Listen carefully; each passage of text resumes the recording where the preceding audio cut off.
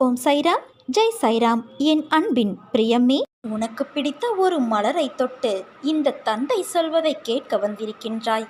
இதோ உனக்கு ஒரு அருமையான விஷயம் சொல்கிறேன் கேள். உன் மன வருத்தம் மாறப்போகிறது. சில அற்புத நிகழ்வுகள் அடுத்தடுத்து உன் வாழ்வில் நடக்கப் போகிறது. நான் உன்னை ஒருபோதும் கைவிட மாட்டேன் குழந்தையே. நீ கேட்டவற்றை உனக்கு நான் கிடைக்கச் செய்வேன். நன்மையும் தீமையும் மாறி மாறி வருவதுதானே வாழ்க்கை.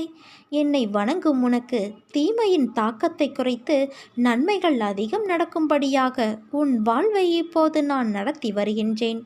வாழ்வின் நல்ல மாற்றங்கள், நீ நினைத்து பார்த்திராத அற்புதமான மாற்றங்கள் நடக்க உள்ளது. அந்த நல்ல மாற்றங்கள் நடந்து நீ மகிழ்ச்சியாக இருக்க வேண்டி என்ன நிகழ்வுகள் நடக்க வேண்டுமோ அதுவே இப்போது உன் வாழ்வில் நடந்து வருகிறது. எல்லாம் நன்மைக்கே என்று எடுத்துக்கொள் குழந்தையே. உன்னை விழ வைத்தவர்கள் முன் நான் எழ வைப்பேன். உன்னை அழ வைத்தவர்கள் முன் நான் உன்னை வாழ வைக்கப் போகிறேன். நமக்கு இன்றுள்ள பிரச்சனைகளை விட நமக்கு ஏற்படுகின்ற குழப்பங்கள் தான் அதிகம். இந்த குழப்பத்திற்கு காரணம் ஒவ்வொரு நாளும் நமக்கு கிடைக்கும் புதிய வாய்ப்புகள், நமக்கு அறிமுகமாகின்ற புதிய சூழல்கள்.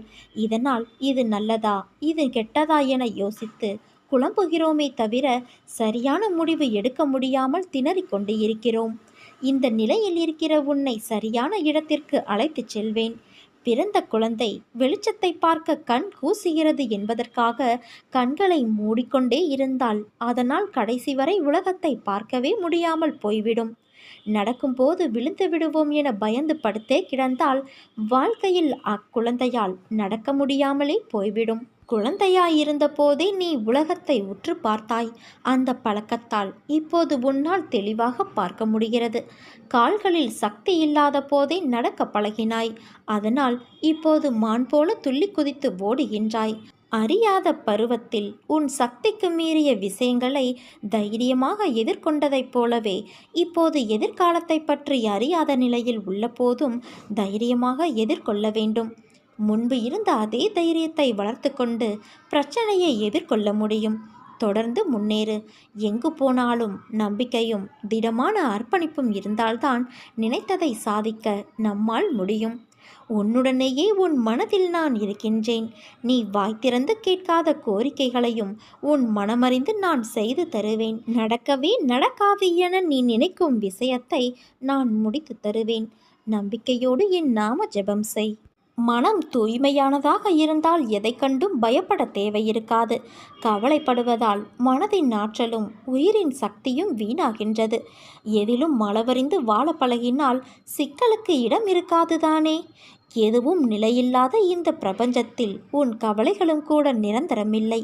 காலத்தோடு கரைந்து போகும் கவலைகளை நினைத்து விலைமதிப்பற்ற நேரத்தை வீணாக்காதே. விரைவில் மகிழ்ச்சியான சம்பவம் ஒன்று உன் வீட்டில் நடக்கப் போகிறது. இன்றோடு அனைத்து கவலைகளும் முடிவுக்கு வரும். நீ நிம்மதியாக இருக்கப் போகிறாய் குழந்தையே. காற்றில் இருக்கும் தன்மைதான் நம்முடைய மூச்சாய் நம் உடம்பில் உள்ளது. அப்படியென்றால் அது எந்த அளவிற்கு மாசுபடாமல் இருக்க வேண்டும்?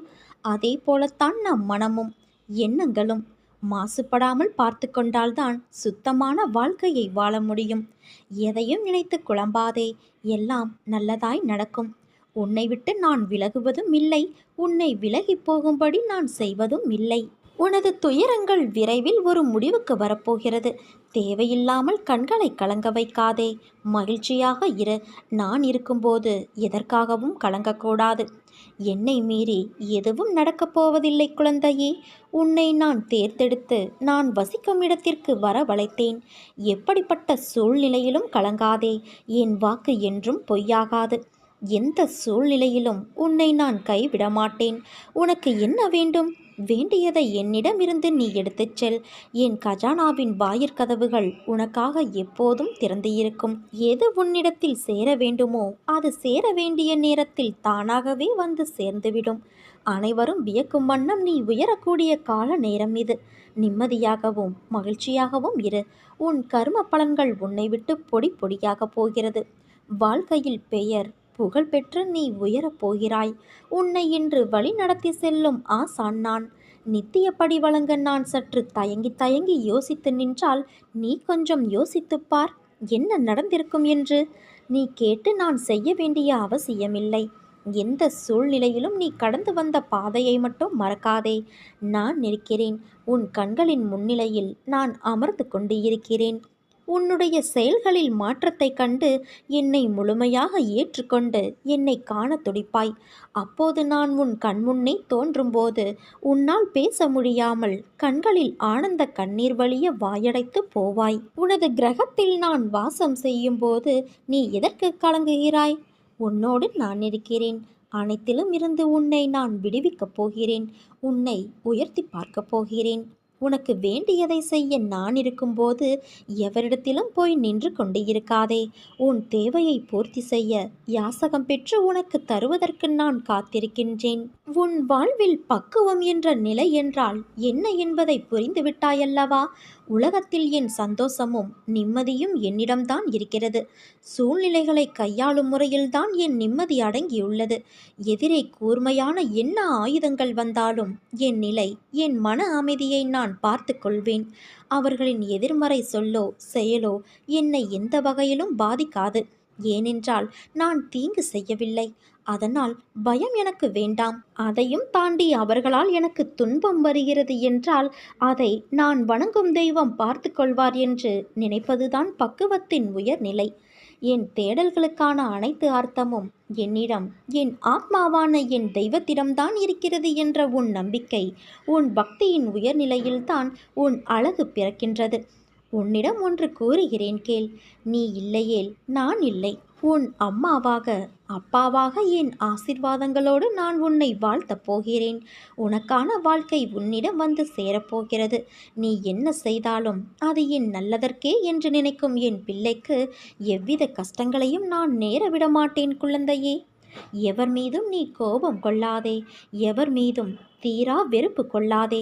அவர்கள் தந்த அவமானங்களை கடந்து வந்த பிறகு கோபம் கொள்வதற்கும் வெறுப்பதற்கும் அவர்கள் தகுதியற்றவர்களாகி விடுவார்கள். வழி கடந்தும் வாழ பழகு. நீ நினைத்தது நடக்கும், கேட்டது கிடைக்கும். வறுமையும் மாறும். இழந்ததை மீண்டும் பெறுவாய். உன் விதியின் மாற்றத்தை மாற்றியமைப்பதை நான் என் கடமையாக கருதுகின்றேன். என் தங்கமே, வாழ்க்கையில் போராட்டம் இல்லாமல் எவருமே எதிலும் வெற்றியடைய முடியாது. போராட்டமே வெற்றியின் முதற்படி. வாழ்க்கையில் முன்னேற்றம் அடைவதற்கு முதலில் தாழ்வு மனப்பான்மையை விடுத்து தன்னம்பிக்கையோடு செயல்பட வேண்டும். எந்த ஒரு சூழ்நிலைக்கும் பயப்படாதே. அந்த பயம் உன்னை பலவீனப்படுத்திவிடும். வாழ்க்கையில் தோல்விகளும் ஏற்ற இறக்கங்களும் வந்து போவது சகஜம். அந்த அனுபவங்களை வைத்துக்கொண்டு லட்சியத்தை அடைவதை நோக்கி பயணப்பட வேண்டுமே தவிர கவலைப்படக்கூடாது. உன் லட்சியத்தை அடையும் எண்ணம் மட்டுமே உனக்கு எப்போதும் இருக்க வேண்டும்.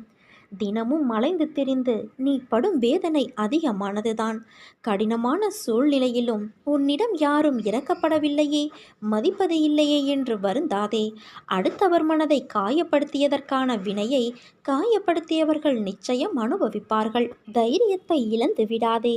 பிரச்சனைகளைக் கண்டு பயந்து ஓடாதே. அதை சமாளிக்கும் பக்குவத்தை கற்றுக்கொள்வதே சாலச் சிறந்தது. சாயப்பா என்று ஒரு கணம் அழைத்தால் போதும், ஓடோடி வந்து விடுவேன் உன் வீட்டிற்கு. அறிந்தும் அறியாமலும் நீ ஒரு தவறை செய்துவிட்டால் என்னிடம் அதை சரணடைத்துவிட்டு அந்த தவறையும் நீயே திருத்தி கொண்டால் வாழ்வில் நிச்சயமாக ஒரு மாற்றம் உனக்கு நிகழும். இது என் உறுதியான வாக்கு.